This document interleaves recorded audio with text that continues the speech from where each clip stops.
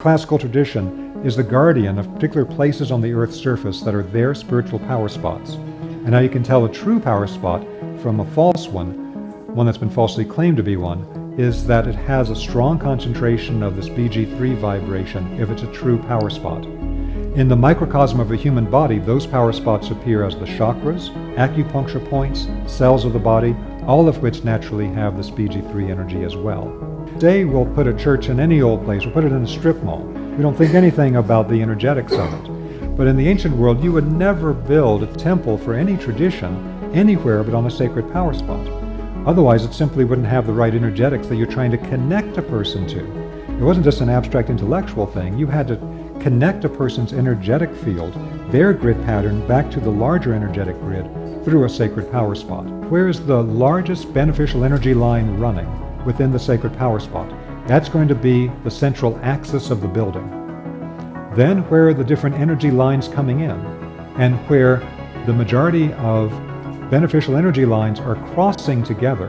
Whenever energy lines cross together, they create a vortex. And if it's a beneficial energy, then it's a beneficial BG3 vortex. And so that's going to be where they place the altar. So they're actually using the Earth's own energy lines to pattern out everything for the temple, because the temple has to operate like an organ in a living body. The building has to rise up out of the Earth's energy field like a living thing. Now, again, that was for all the different sacred sites of every great tradition. So Feng Shui, Vastu Vidya, the Egyptian temple science, all based on similar concepts. But of course, that's when the energies are beneficial. When the energies are detrimental, the Germans in the last 100 years have identified the way that these toxic subtle radiations coming from the Earth grids have the effect of scrambling the energetic information in living beings. Now, in the German research, some of which was paid for by the German and Austrian government, they identify the way that these subtle radiation grids, when you sleep on a crossing of the Earth grids, it leads to all types of degenerative processes in whatever part of the body is over the crossing. Particularly cancer is described in great detail in the German publications. And so this gives an example from one of the German texts of what actually happens, whether in a human body or on plants. That detrimental radiation scrambles the information at a cellular level that leads to healthy cell replication. And so this is what you see in the plant. You get these tumorous growths from the scrambling of the information. This show all the different earth lines that are crossing at this point.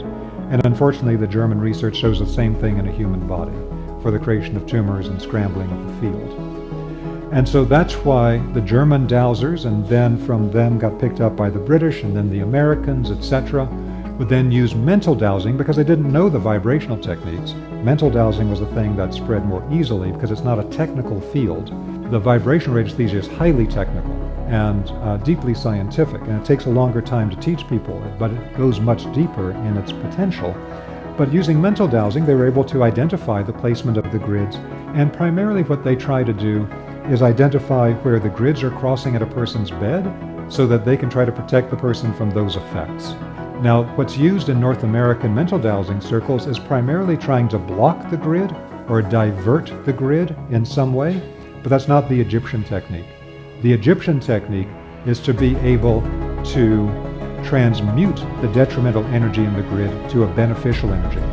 Transmute the detrimental energy to the universal harmonizing energy, the BG3. That's a whole nother level of operation that is much more beneficial and requires a much deeper level of knowledge. But whenever you go outside and you see that there's a hedge growing normally, but in one particular place it goes all the way down to the ground, it's all brown and decayed, Earth grid is passing through that point. See a line of ant hills in the Earth. Ants love the Earth radiation lines. They're building their hills directly on the line. Whenever you see termites, things that are nature's system to tear down and destroy and reprocess physical matter, it's all connected to these detrimental grids. You don't want to be sleeping on those grids. It's also connected to accident areas on the road. And that's well known in North American mental dowsing circles, because the Germans did projects where they would hook up a person's brain to EEGs and then expose them to crossings of toxic earth energy lines, and you immediately see the brainwave scramble. So when a person goes across these areas on the road, the brainwaves scramble, they lose their focus, and there are repeated accidents at the same location. Now, what most people in Western mental dowsing circles know for the Earth energy grids are the grids that come up from inside the Earth and rise straight up like walls. That's what's being shown here with these green lines. They're coming from below and rising straight up like walls in the space, and then they cross.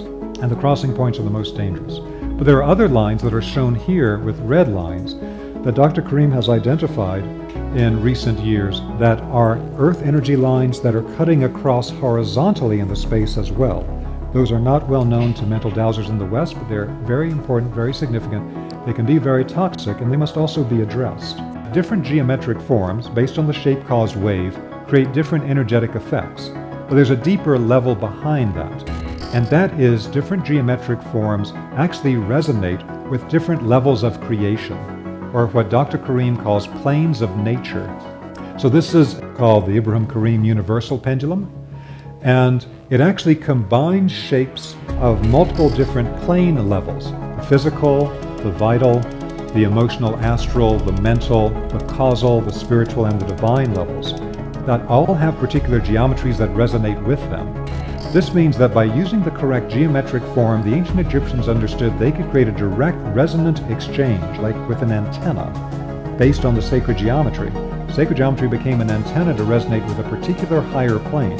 So for example, if we take a look at this level, what in the human being is the emotional body and emotional function, and referred to as an outer plane in the Western tradition as the astral plane.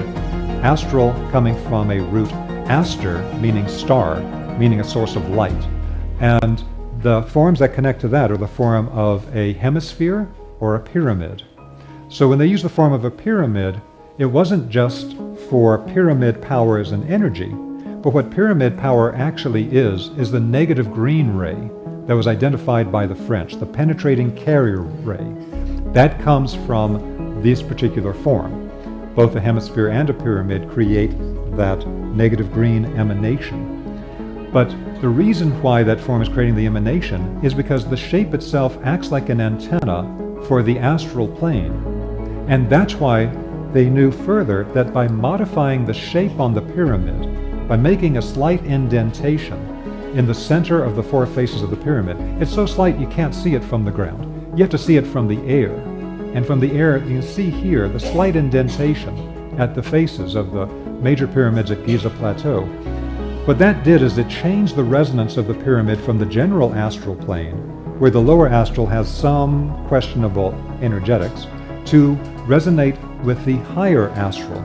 And when you do that, it cleans up the energy that's being projected by the pyramid. So one of the great secrets is the geometries act like antennas to resonate with higher planes of creation, and then as a secondary effect, they will emanate through the shape-caused wave a particular vibration that is the result of that particular connection. And they knew enough about it, in fact, to work not just with the general negative green ray, as we see here, but actually to work with sub-bands or sub-energies inside the general band. So the placement of the king's chamber inside the Great Pyramid is not in the exact middle where you might expect it to be. It's not in the middle, it's about 6 degrees 15 minutes off of center.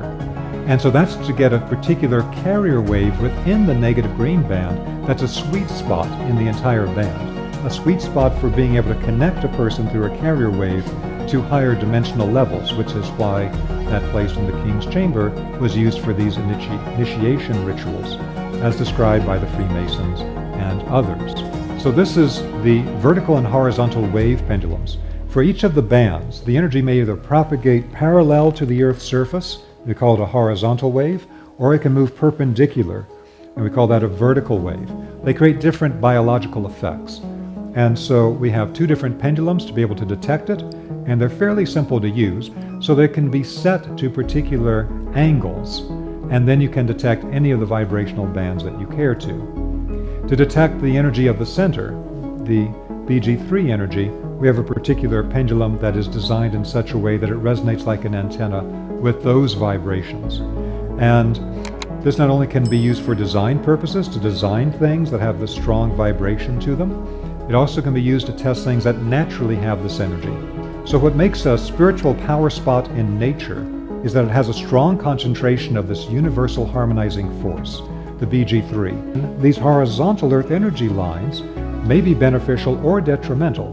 The problem is that we've created so much electromagnetic radiation in our environments that the electromagnetic radiation is turning this energy highly detrimental, because the quality of energy to run the energy on the Earth's own energy meridian lines, the Earth grids, is the same vibrational quality as the energy that we're using to project electromagnetic fields.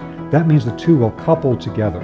And whatever you have for electromagnetic fields in an environment will couple with the Earth energy grids, make them more toxic, and become something that is a problem that has to be solved and that we go into great detail on in the biogeometry work. But this was something the ancients knew about too. In those days, the grids were not so toxic because they were smart enough not to cover the Earth with a range of toxic vibrations the way that we're intensifying year by year in our modern electromagnetic technology.